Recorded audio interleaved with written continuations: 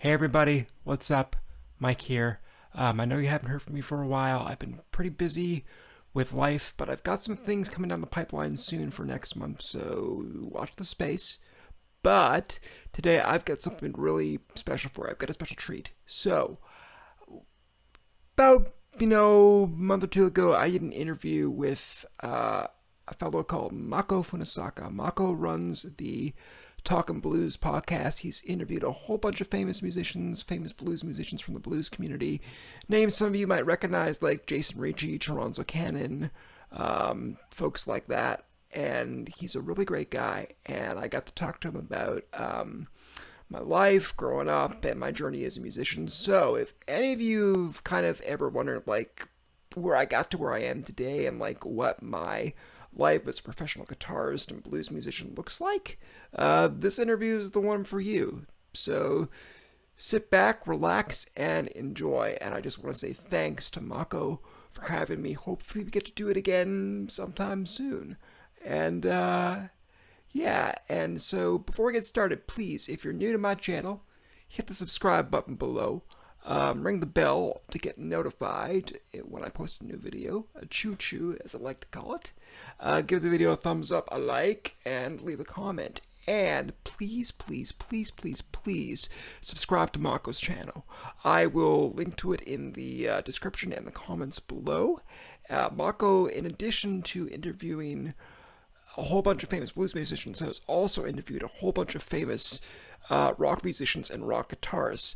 Names some of you might recognize. He's interviewed people like Steve Vai. Yeah, that's Steve Vai, that one. Andy Timmons, Steve Hackett from Genesis. So he's got a whole bunch of really amazing interviews. So please check out his channel below. And if you like what you're listening to, please subscribe to his channel. He's a really wonderful guy, as I'm sure you'll tell from the interview. So I think that's it for today. So take care, everybody. Stay safe, and I will see you soon, and enjoy. Bye. Hey, this is Mike Nagoda, and you're listening to Talking Blues.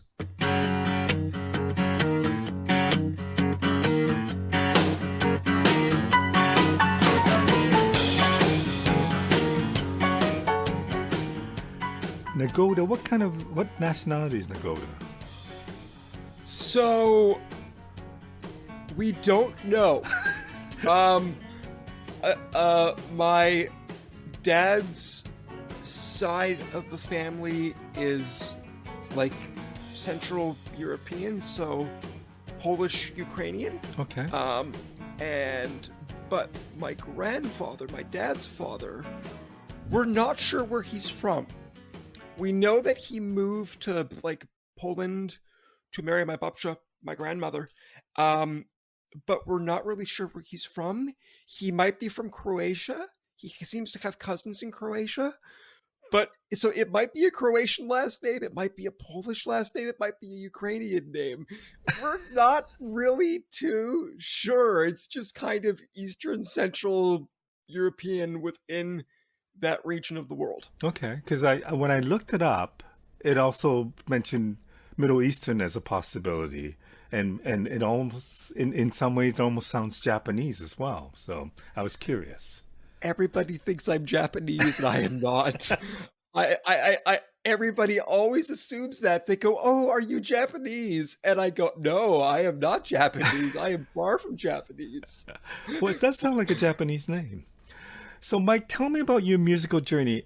I know you started with the piano, but tell me how you got into music. So I was always around music growing up with my parents. I came from a musical family.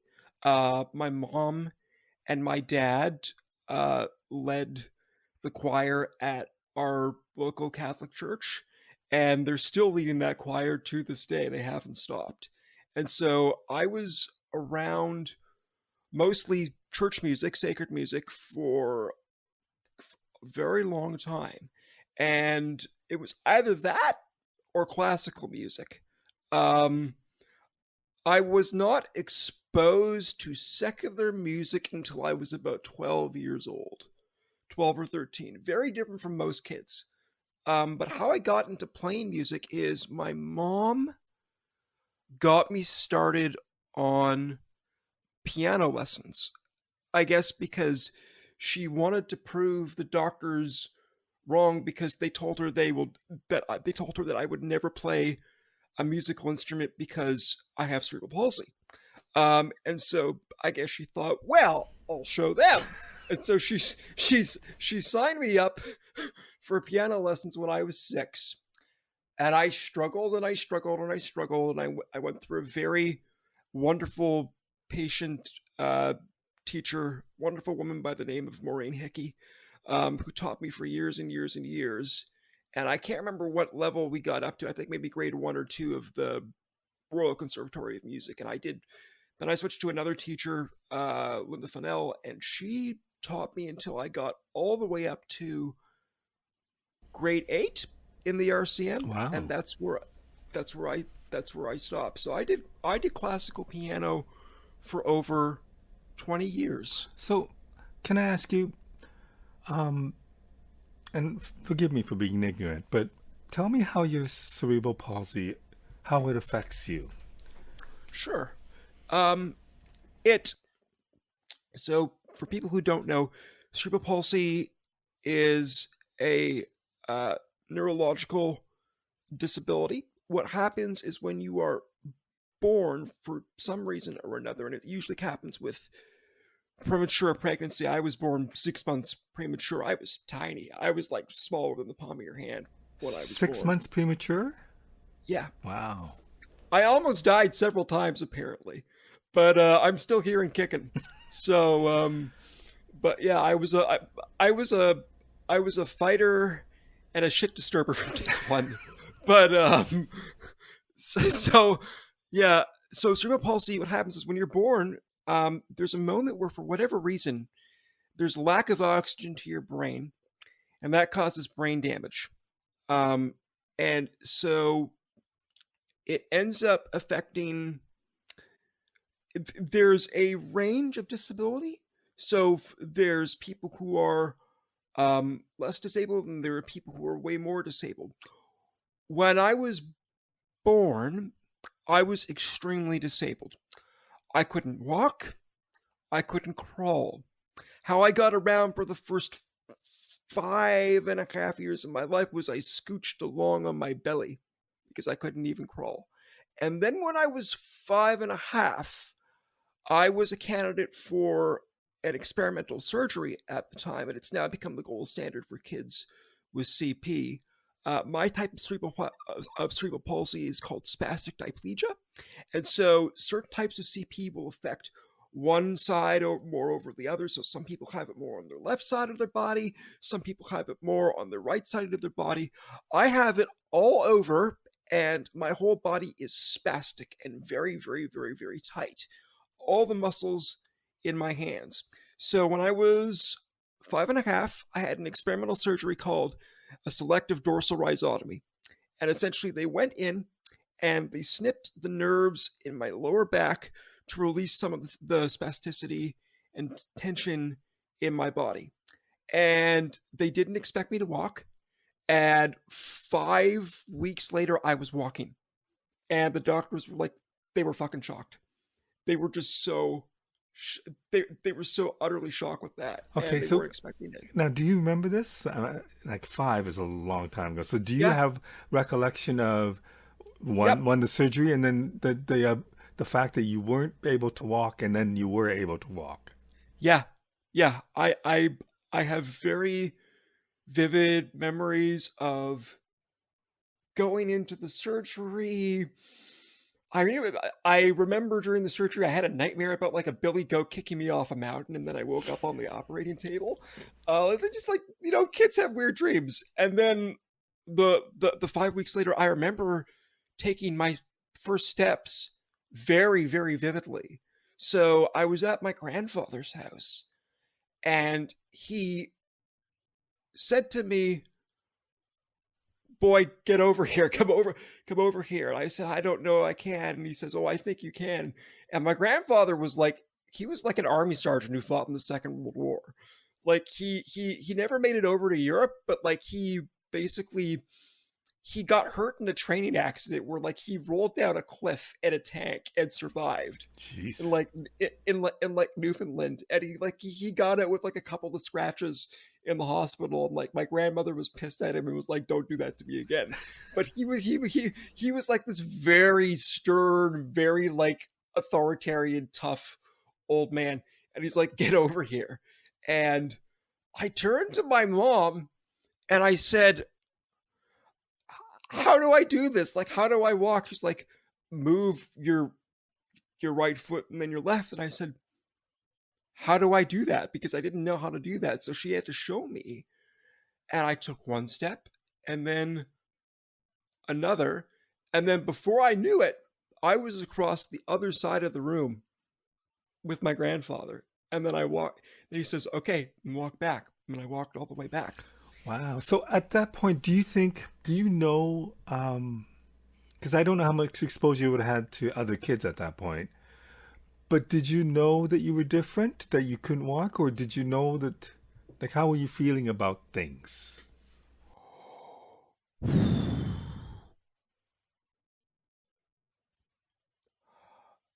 I don't think before the age of 6 I knew I was different. Okay. I think with like in kindergarten, my teachers and my parents protected me fairly well from ableism and bullying and the outside world. But when I turned 6, all of that changed. I was bullied relentlessly for being disabled, um, for years and years and years and years. And little kids can be really nasty, How did you deal with luckily. that? Uh, Not well. Basically, mm, the teachers would give them a slap on the wrist, or the principal would give them a slap on the wrist. And my parents tried to talking to them, and the school board wouldn't listen. And I got beat up and verbally abused, and had all sorts of ableist slurs thrown at me, like spaz and retard and all that kind of shit. And then when I got older, I had a whole bunch of homophobic slurs, like I got called a fag and a faggot and stuff, and by kids on the schoolyard. And I didn't even know I was queer at that point. So like all I knew in my head was that like gay is bad, you know? That was kind of like, and plus I had like all the homophobic messaging in the church that I received from like my priests and the church community and my folks. I came out of it not having a very good opinion of myself. And because people weren't really listening to me, I was pretty fucked up as a result of that, and continued to be well into adulthood. And I've only been getting help for it now for like the last 5 years or so. So I'm healing and I'm dealing with it. But yeah, my childhood was a lot, a lot, a lot. I am so sorry to hear that. That's horrible, but I'm so sorry you had to go through that. So am Tell me I. about the piano and having what you had, and your mom saying, "I'm going to prove them wrong." How? And I know that you said it was difficult, but the fact that you went to grade 8 obviously meant that you went to a certain level and you were pretty good at playing. How did that Yeah. come about? I think my teachers were just, they were sort of a combination of gentle and pushing me just a little bit. Like my left side is my weaker side. So when I play piano, my left hand is not all that active. It's mostly my right hand, and usually I'll just kind of hold down chords. And so I can't really do a lot of moving bass lines. So when I would try to play somebody like Bach, where the the Alberti bass in like Baroque music is constantly moving and your left hand is constantly moving, that was hell. I hated that. I love Bach's music. I hate playing him for obvious reasons. I can't do it very well. But then when I got into the older grades for piano, I discovered Chopin and I discovered Grieg and I discovered pieces where I could just hold these chords and my left hand didn't have to move too much and I might have to stretch and it might push me, but it was just stuff that I preferred. So I think I just preferred the romantic composers, to be honest with you, because it was just better for my hands and for my body, and I could just kind of lean into the chords and get really expressive with it and kind of emote a lot better than anything I could with like Bach or fucking Muzio Clementi. I hated him. He was my worst. He was my worst enemy growing up in classical piano. When did you? I'm always curious. I mean, you had music all around you, so I presume you had some appreciation of music very early on. Tell me, at what point do you become appreciative of the music you're playing? When is it not a task that you've been given, but something that is part of you that you enjoy doing? When I was in university, when I was about 19, I formed a progressive metal band and I played keyboards in that band. And that's when I started figuring out things. And I think the first time I found out that there was more to scales than just the harmonic minor or the natural minor, that there was like a pentatonic scale existed or a blues scale existed, was one of the kids in my grade 12 class at my prom. I was sitting at the piano and he showed me the C blues scale. And I'm like, wait, what's this? There's another scale? What is this scale? I don't know this scale. This isn't in classical music. Where did this come from? Right? And so um it was a real revelation to me. And then I suddenly figured at that point I started listening to secular music.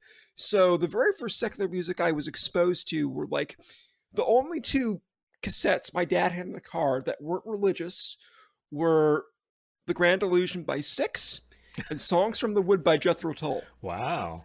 That's very, very, very, very, very different. But I grew up to that, and then when I was 16, I started hearing about Pink Floyd, and I begged my father to let me get a best of Pink Floyd CD. And he was like, my dad was like super religious. He's like, well, I don't know, Michael. I don't know. But eventually he let me go to HMV with my allowance money to buy it. And the only reason I bought it was because I'd heard about this band and I heard they were amazing and I heard that and their name sounded cool. I was a teenager. I didn't know anything. And so I got the best of it was the Echoes compilation. I still have it. And I put it in and I heard the opening chords to Astronomy Domine, which is off the first Floyd record, and my mind was just blowing. I'd never heard anything like it in my life. And then I heard all the stuff with David Gilmour. And when I heard David Gilmour play guitar, I was like, oh, what is this? And I heard all these bends and this expressiveness. And I was like, what scales are they playing? So when my friend showed me the blues scale, the light bulb went on in my head. And I'm like, oh my God, that's the David Gilmour scale. That's the Pink Floyd scale. And that's when I started looking into who David Gilmour was influenced by, and he was influenced by B.B. King. And that's how I heard about B.B. King was for the first time. So I actually came to blues music through prog rock, which is very, very, very unusual. But then, so after I discovered Pink Floyd, I discovered Deep Purple, who's my other favorite rock band from the 70s. And so I grew up listening to 70s prog rock and classic metal. And then I was in that progressive metal band for like 10 years until it just kind of dissolved. But in between that time, I really wanted to learn guitar. And that's when I became interested around 16. And I started out with just laying it on my lap, tuning into an open chord and playing it with my thumb because I can't play it with my fingers. So explain that to me. So you can't just sit down and have your guitar like how people know how guitars are usually held. So No, you would have to do it more like Jeff Healey. I tried to do it like Jeff Healey, and I couldn't. My palsy wouldn't wouldn't let me form the chords this way with the guitar, you know, in the usual position, and it wouldn't let me on my lap. And I tried to form the chords like him. Like everybody when they see me, they say, "You play like Jeff Healey," and I'm like, "No, I don't. I don't play anything like Jeff Healey. Stop confusing me with him." But did you have problems with the keyboards? Like, were you able to play? I mean, the fact that you got to grade A tells me that you were able to play piano pretty efficiently. Yeah, and that's the thing that was really interesting about it was that, I figured, well, if I sit the guitar on my lap and I try to form the chords from the top down with my fingers like Jeff did, because I knew who Jeff was at that point, I thought it should be similar to piano. This should this should work, but it didn't. And years later, I realized it was because when you play the piano, when you form the chords on the piano, and when you try to form the same chords in a similar manner on the guitar on your lap, you're actually using a different set of muscles in your hand. And so, for whatever reason, the muscles that got engaged when I played piano like that versus the muscles that I use playing guitar, my body liked one group of muscles and it did not like the other. And this is also the reason why I can't play fingerstyle with my fingers. I tried and tried and tried. I tried playing with my fingers. I tried playing with finger picks when I took up lap steel. My right hand was like, no, not happening.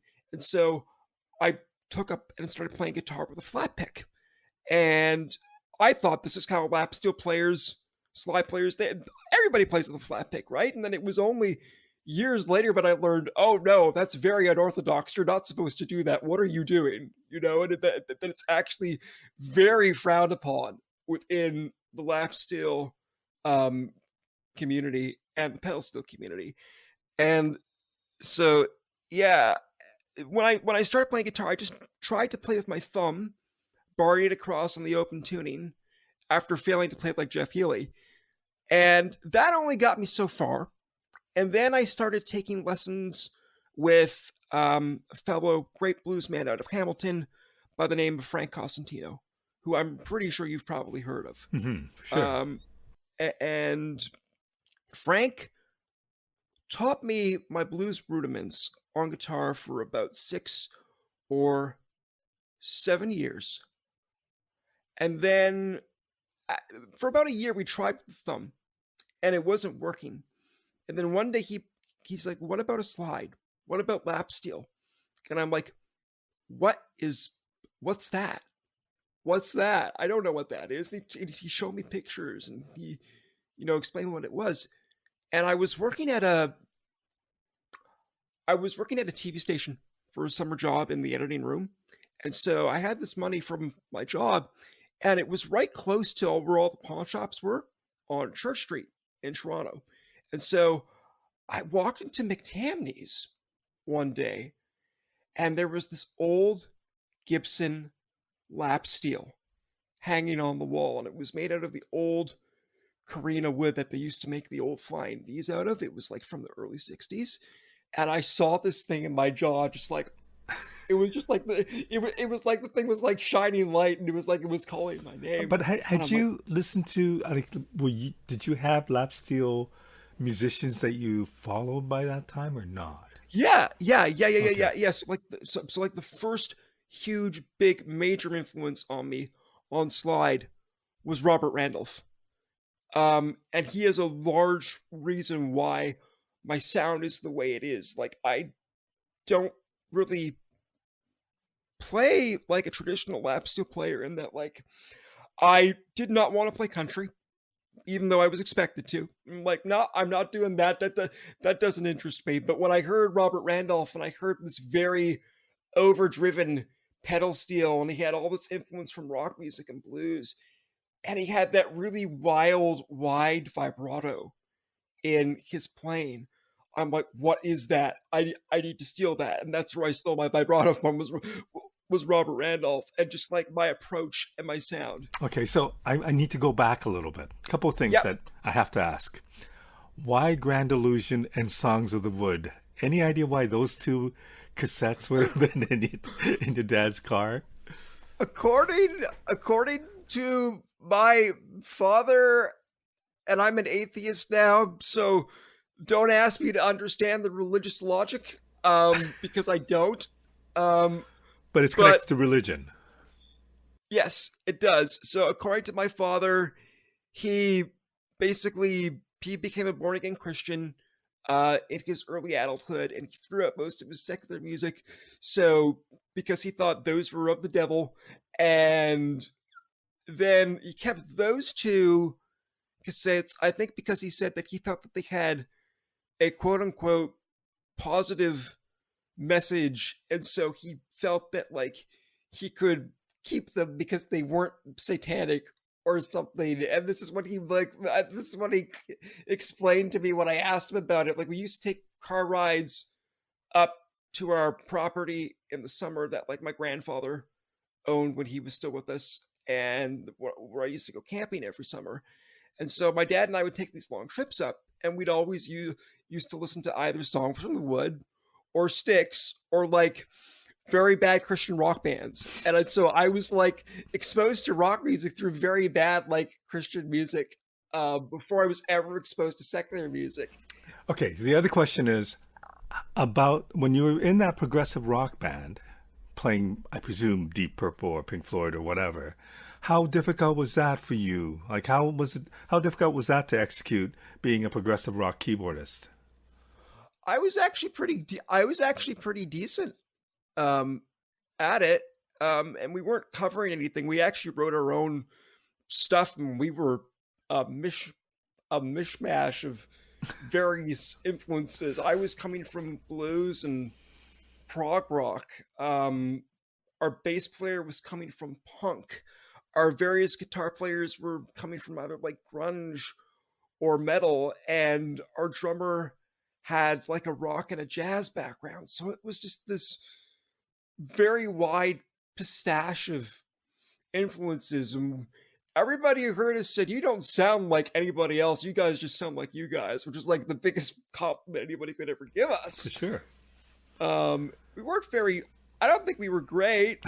Like, when I listen back to our old recordings, I'm not sure we were like good, but like there were some nights where like we were on, and it was mostly us goofing off in our vocalist basement for over 10 years and getting a few gigs, but it was a hell of a fun time.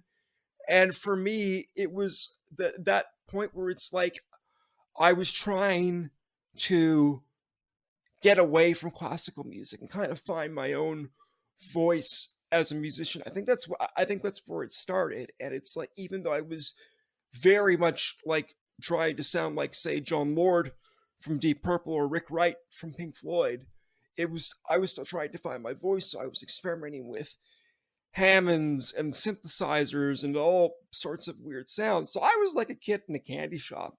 Um, and then it wasn't until years later when I met Brian Kober that I kind of went through the same thing with lap steel and slide guitar. Okay, before we get to Brian, let me ask you about, I mean, I see the keyboard behind you right now. Is classical music in your world at all anymore? Do you still play classical or listen to classical at all? I listen to it occasionally. I haven't played classical piano in a very, very, very long time. Um, Honestly, that's what my mother wanted for me. It's not what I wanted for me.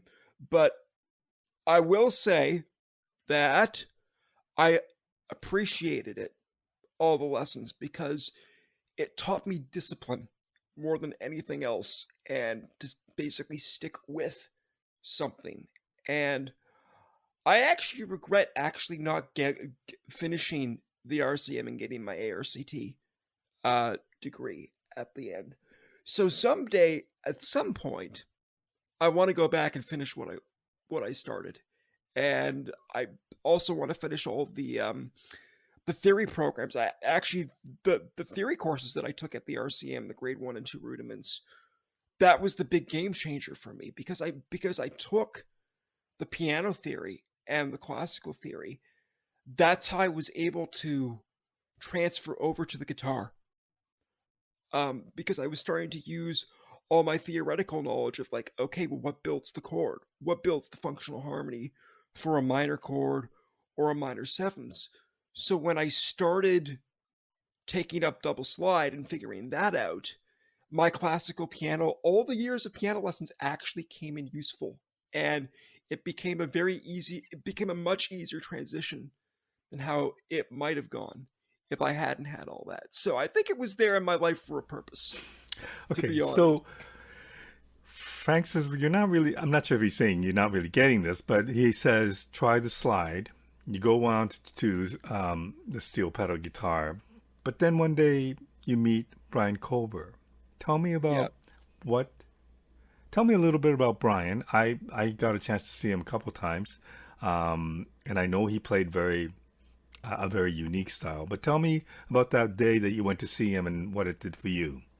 So how I found out about him was the place that I was taking piano lessons at. There was this kid who was always on before my lesson. Very little boy, maybe about like 12 or 13. I was about 19 or 20 at the time. So during his lesson, before my lesson, his dad and I would always talk and chat and hang out. And he liked a lot of the same prog kind of music that I did. And he said, because he knew I was playing lap steel at that point with just one slide. And at this point, I was getting very frustrated because I could only play major chords or power chords. And I wanted to be able to play minors and other kinds of chords, but I couldn't. And Frank and I were kind of just like, what do we do? And we were kind of coming up blank. And so this guy, one day, before my lesson, he says to me, there's this guy who plays at Grossman's on Sunday night, and he plays with two slides. And I thought, two slides? What does that look like? And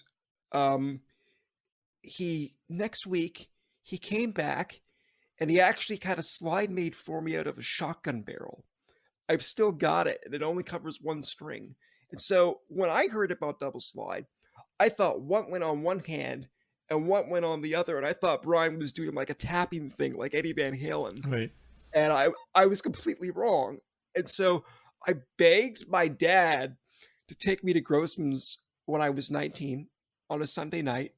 And my father, being my very religious father and being very protective of me, was like, I don't know, Michael. Grossman's is a dive bar. It's a really seedy place. I don't know if you want to go there. And I was like, please, Dad, please, Dad, please, Dad, take me. He's like, okay, fine, but I'm coming with you. So we walked in. I'd never been in a bar in my life, let alone a dive bar.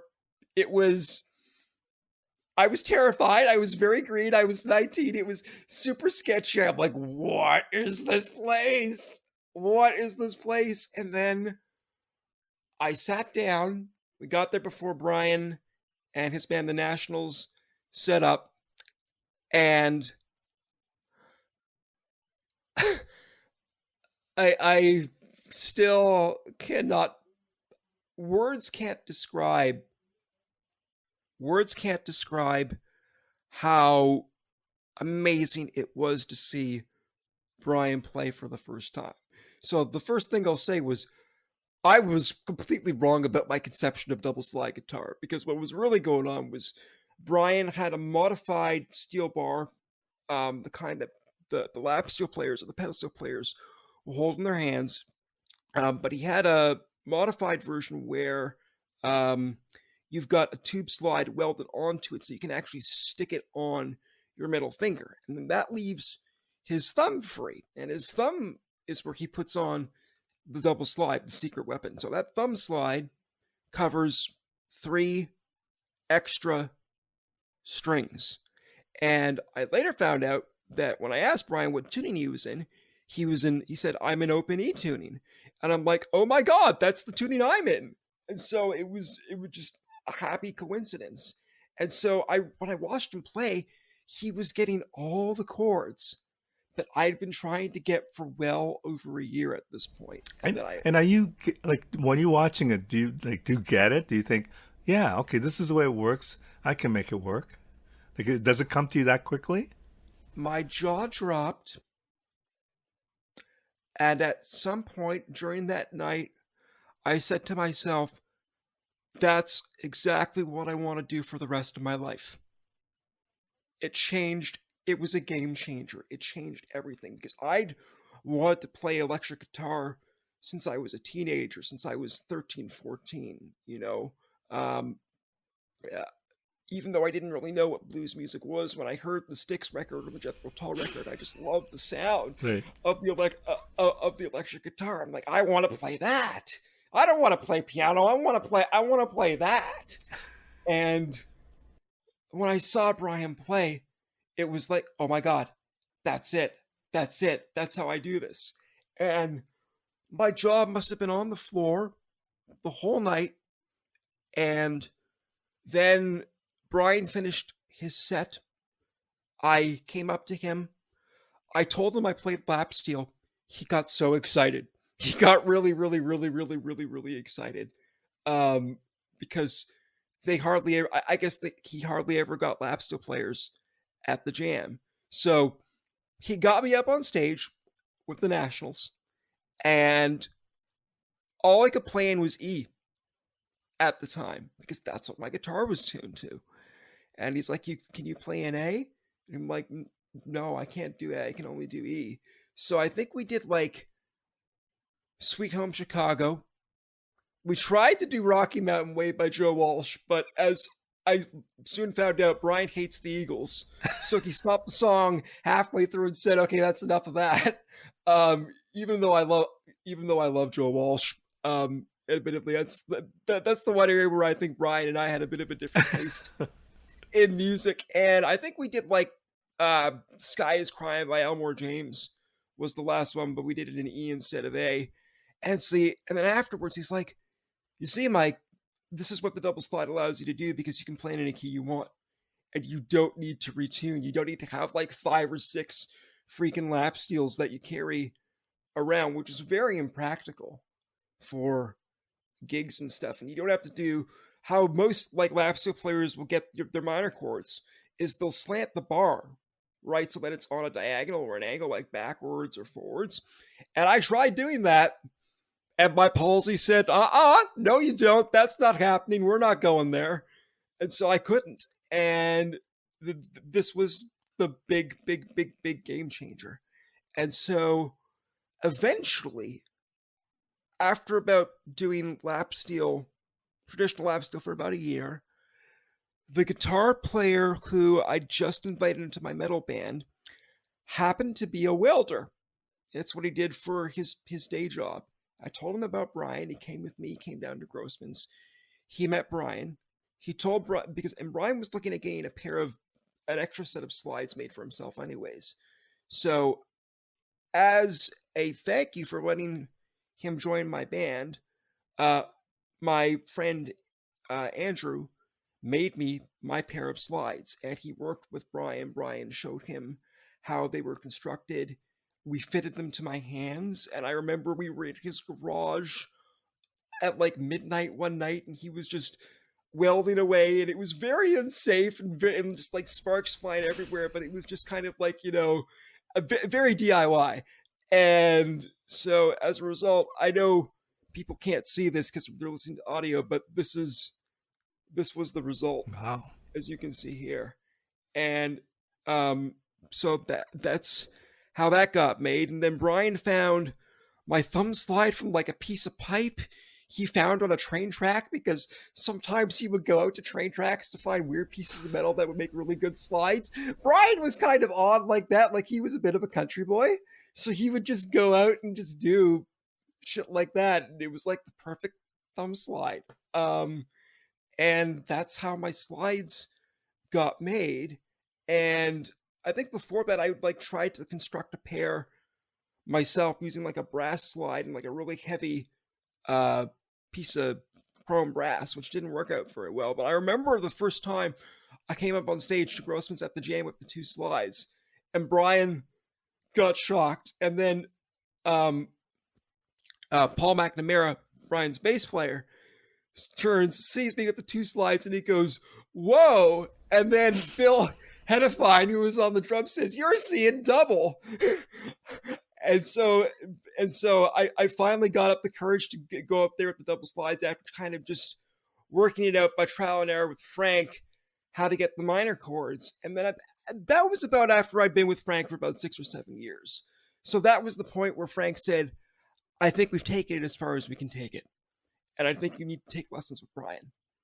And that's kind of when I made the switch over to Brian as my mentor and my teacher. And I asked him to like formally teach me. How long did it take for you to feel comfortable playing? I mean, obviously, because you had your chops with the piano and you knew how to play music at a certain level. How long did it take for your guitar playing to get to a level that you were comfortable with? Are we set by comfortable? Do we mean like where? Do we mean we're like I'm getting good at the instrument, or do we mean we're like I'm not struggling with it? No, like that you're good with it. I wouldn't say. People would disagree, but I wouldn't say I got there until after Brian passed in 2016. It took me a really, really, really, really long time. I think when I released my first record, Parliament, in 2014, I was decent at it. But I think after Brian passed away, that kind of lit the fire underneath my butt. And that's when I got like super, like I was serious about it before, but I realized, oh shit, I have a legacy to carry on, you know? And that's, so I think that kind of drove me to, yeah, to really get really good at it. So I would say it probably took me about, oh, I actually have to think about this now.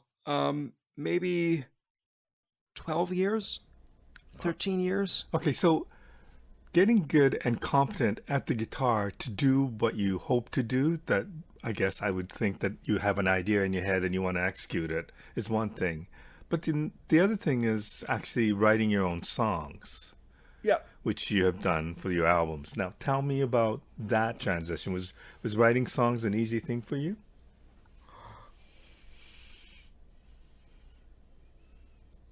I don't know. It's like I don't think I really thought about it. I think I just sort of did it. To be honest with you, I didn't really give too much thought to it. I think at that point Brian had been mentoring me for several years. I only ever took about like 3 formal lessons with him. The rest of my mentoring was all on stage at Grossman's of just like watching him like a hawk. And he would turn to me and he would say, "It's this chord right here."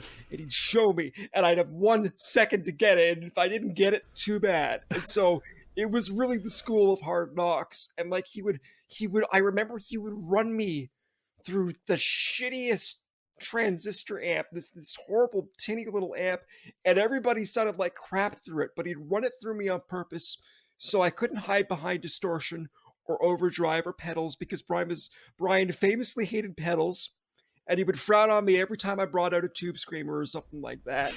And he's like, "You need to learn to play the instrument, not play the pedal." And I years later I finally got what he was talking about. But he'd run me through these shitty amps and force me to play clean and force me to play accurate, and he'd give me shit about palm muting in my right hand, because in lap steel, one of the hardest things about it is you have to mute with both hands at the same time in order to get a good, clean, consistent sound, so that any unwanted strings aren't sounding.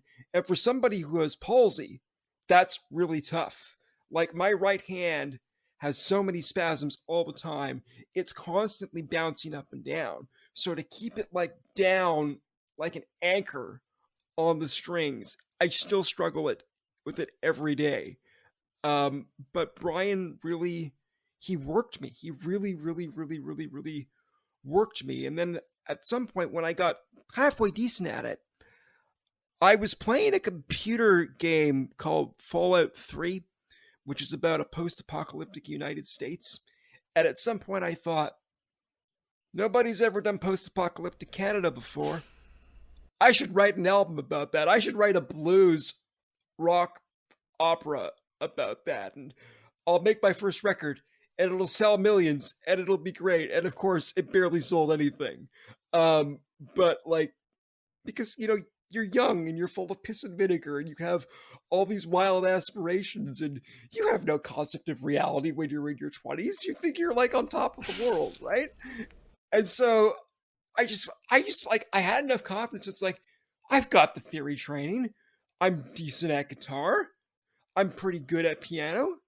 Hell yeah, I can do this. Like I was 26 or 27 and I just started writing, and it would it was like I came up with like a riff. Like the very first thing I think I came up with was the main riff for Parliament Got Bombed. And then I couldn't come up with the rest of the song. And then 6 months later, when I was at my uncle's place for Christmas, all of a sudden the chords came to me. And so it would be rather sporadic until one day I remember there was like a week where like I wrote 5 songs in a week and they were all really decent. And I would just have like bursts of creativity. And I realized, oh, um, uh, I guess I've got enough to make a record. I should probably go make a record. Now, at this point, Mako, I should say I was at York University for biblical studies, um, secular biblical studies, and I had dreams of becoming a biblical studies professor Oh. in in the Hebrew Bible and the Ugaritic languages and all the ancient Semitic languages. And but I was slowly becoming aware that I was at the wrong school for this. I should have been at U of T, and it was going to take another 10 years of undergraduate, like uh, part-time courses in languages to get the undergraduate language prerequisites in Hebrew and Aramaic to go do what I wanted. Now, I'd already been at York for like 12 years at this point as a part-time student. So I was feeling really burnt out. And I thought, what do I do? And like one of my Hebrew Bible studies professors, Professor Ehrlich, he said to me, you know, um, take a year off, take a sabbatical. At this point, I just got married, and I'd, um, I was like, okay, I'll take the year off. And I thought about it, and that was probably around like 2011. And the class in which I um, was taking ancient Greek in, one of my classmates said, you should meet my daughter, Natalie. She has a recording studio um, in the East End. And I said, oh, okay. So Michael Beaupre put me in touch with his daughter, Natalie. And I went and I met her, and it was up above this little carpentry shop on Eastern Avenue that's like no longer there. And it was like, I guess, in like somebody's attic on the roof. And it was like a studio slash jam space. And Natalie, I played her a couple of songs. She liked them. And she was basically at the point where she was just trying to build up her resume as an engineer. So she didn't charge me much of anything. And I'm like, well, I need money to make a record. So I was a very bad boy. And I took all the bursary money that I'd just gotten from like the university, and I used it to make my first record. York is probably going to be very, very, very disappointed with me. And then a couple months later, when we had after rehearsals, and we had like 5 weeks to rehearse, and it was just very chaotic and very scrambling, I told my parents, I'm dropping out of university and becoming a musician. You can imagine how well that went over. But at that point, this is what you wanted to do. This was now your new goal. Yeah, this was now my new goal. I realized the biblical studies thing was a pipe dream, you know, and I wasn't going to get anywhere with it. I was probably going to end up being miserable, and I realized how much joy playing music and playing double slide and playing guitar was really bringing me. Did you have a sense of what becoming a full-time musician would be, and did you have an idea of what you wanted to get out of that? Like, what was the goal? What did you think you would hope to be being a full-time musician? Well, originally I wanted to be a session player and be a session guitarist, and how I started doing the cross genre thing that I'm known for in my music is that was done on purpose on my first record to try and like show versatility as a musician so I could get session work. But as I soon found out, well, double slide's not really in cause for session musicians. As Brian and I used to joke that we're an endangered species of two.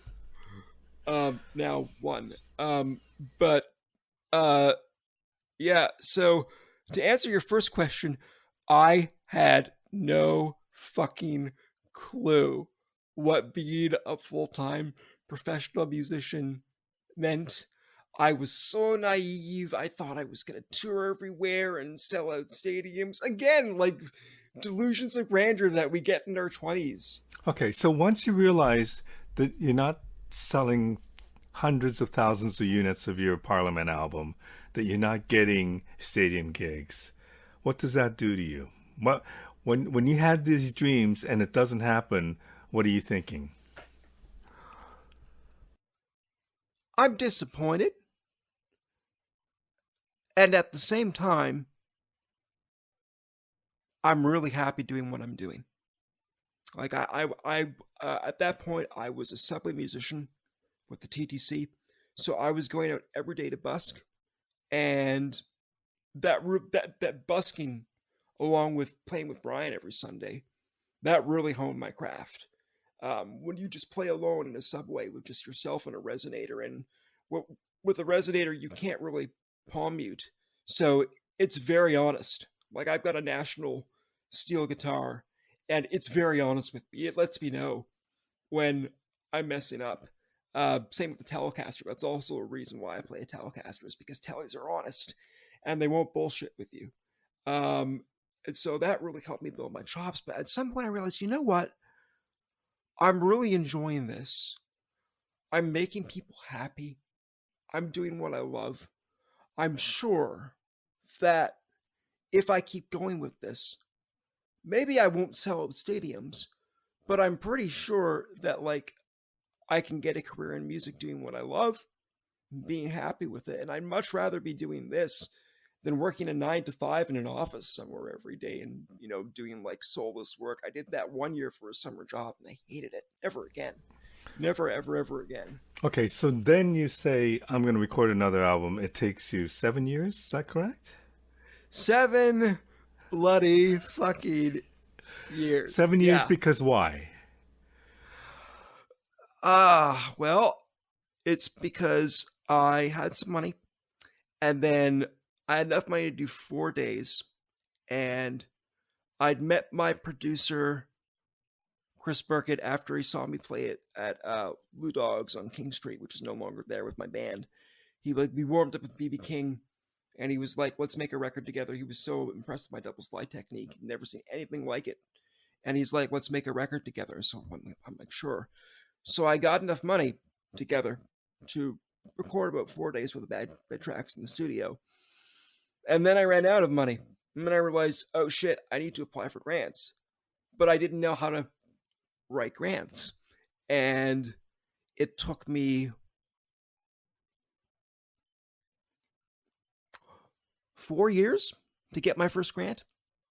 And I did the overdubs in 2019 and the bed tracks in 2016. And actually, the last day on the bed tracks that we did the bed tracks was the last day I got to see Brian before he passed, about maybe a month before he passed away. And I used his old Gibson acoustic in the studio. And then after he passed away, he willed me Brownie, his old Telecaster that he was really well known for playing, that's on the front cover of my record. And that was him. That's like his soul. Like he fucking toured and pioneered double slide guitar on that guitar for over 40 years and went through hell and back with that guitar. Like Brian was very much He was like my dad to me. He was like a second dad to me, and he was family to me, and he meant the world to me. So I think when he passed away, it was a real blow. It was a huge, huge shock and a huge like crash to my life. And I think I just started I became really depressed after he died. And even though I had this fire lit underneath my butt, I was feeling burdened. And I think I still do in a sense because I think I'm expected to carry on his legacy, which I'm happy to do. But I think people, they come up to me and they're like, you sound just like Brian, or you play just like Brian, or they expect me to be him. And I have to explain to them that I'm not, and so I'm finding these days I'm trying to find a way to get out from somebody else's shadow to find my own voice and express myself. And I think I'm still on that journey, and I'm on that process in terms of where I am.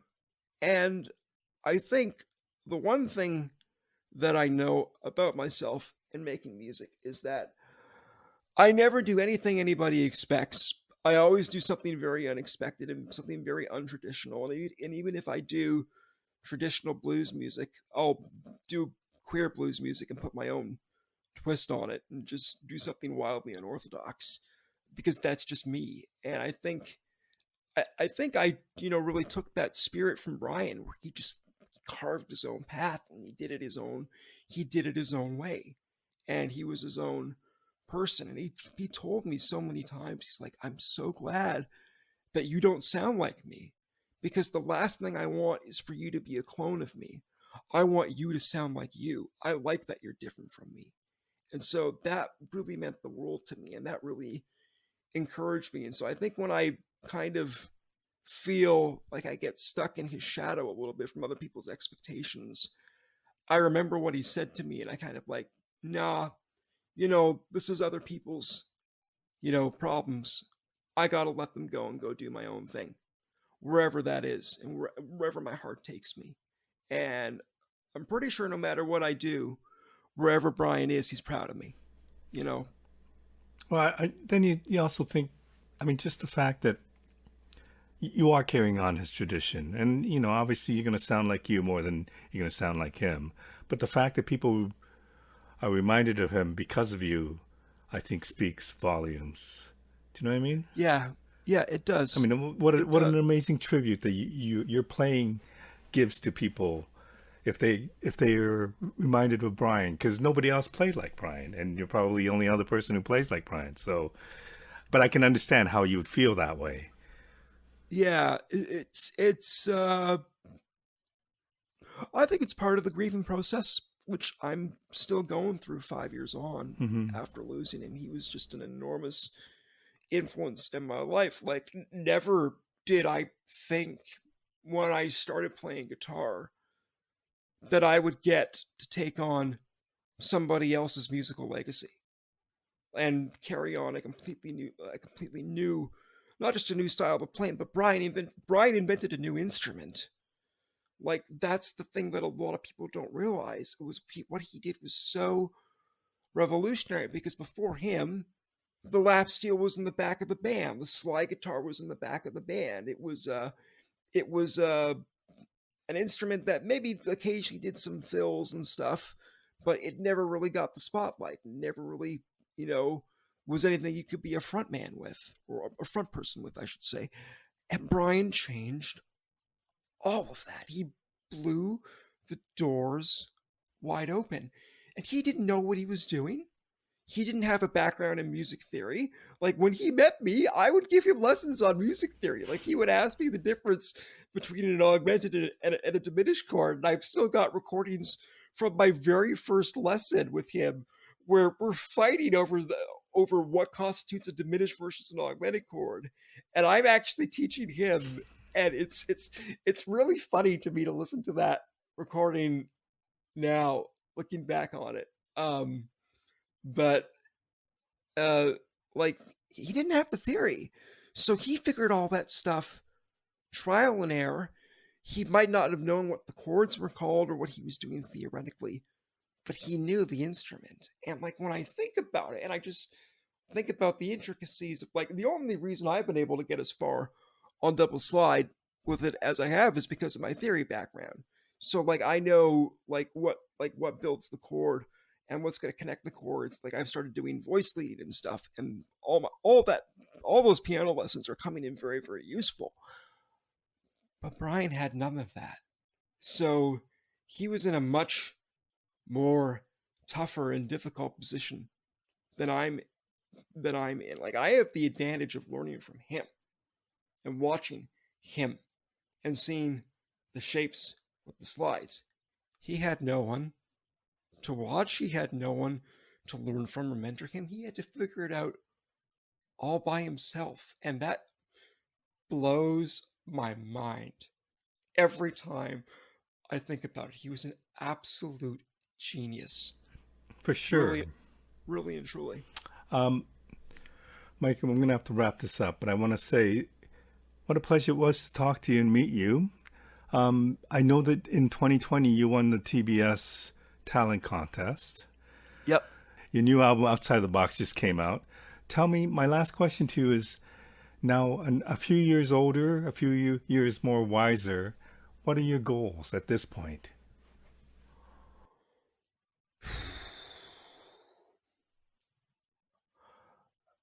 I'd like to be able to tour Canada, at least. I don't know if the virus is going to let me. I'm very high risk for COVID. I can't even go out and play bars like most musicians are doing nowadays. I don't have that privilege. Both my partner and I are very high risk. So I have to be extra careful and super safe. And so all I can really do right now is like outside festival gigs in Ontario, and that's it. So I'm crossing my fingers, and I'm hoping that the virus will mutate just enough where it gets about as deadly as the flu, because I don't think it's going to get any less deadly than that. But I hope it gets down to about there, so I can start touring places, and touring Canada, and getting outside Ontario, maybe even going to the States eventually. But I'm sort of in a position right now where I know what I'd like to do, and I'd like to be able to just release albums and make my art and tour and make a nice living off it and make people happy. But because we're sort of in the uncertainty of the pandemic and the virus, all bets are off. So I don't know if reality is going to let me do it or not. I hope so, but I'm sort of in a very unpredictable place right now because of the way things are. So I have hopes and I have dreams. Whether or not reality lets me see those dreams to fruition, I'm going to have to wait and see. Are you constantly writing? Yeah, that's the one thing I have been doing during the pandemic is I have been constantly writing new material. I've been doing a secret project in my office here. I'm not telling anybody what that's about.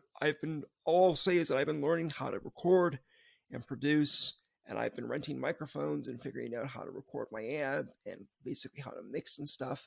So I'm working on it. And I'll say I'm really happy with how it's turning out. So it's going to be a big surprise, or for people who know me, maybe it won't be.